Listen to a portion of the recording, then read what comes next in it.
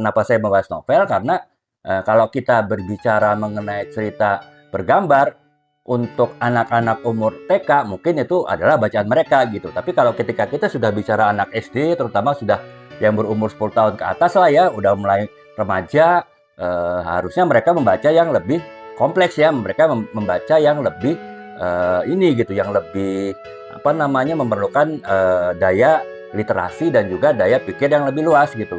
Dan itu adalah ada pada novel seharusnya teman-teman. Tapi dengan saya tadi dapatkan fakta bahwa kita sangat minim sekali jumlah novel anak di Indonesia. Bahkan nanti saya akan contohkan beberapa novel yang sebetulnya masuknya kategori remaja, tapi ya mau nggak mau saya masukkan ke dalam kategori anak ya, karena sebetulnya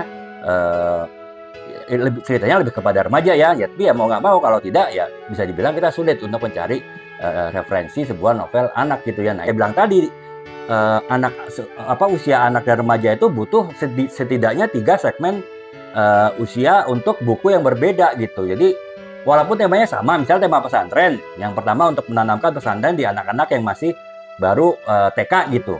Kemudian ada anak-anak yang baru SD awal, itu juga dikenalin pesantren. Kemudian yang anak-anak umur 10 tahun udah siap untuk melanjutkan pendidikan SMP, ada lagi buku pesantren. Itu mengenai buku pesantren saja itu sudah butuh 3 buku ya Kak ya, 3 buku dengan format tulisan yang berbeda, dengan konten yang berbeda, walaupun isinya sama, temanya pesantren ya, temanya adalah motivasi anak untuk ke pesantren. Nah, itu rumitnya ya. Sementara itu tadi justru buku-buku mengenai buku-buku anak itu sangat terbatas di Indonesia Kak ya. Jadi itulah yang membuat ya keprihatinan juga gitu, karena ternyata kebutuhan buku anak-anak itu sangat besar ya. Dan lagi-lagi ya itu teman-teman,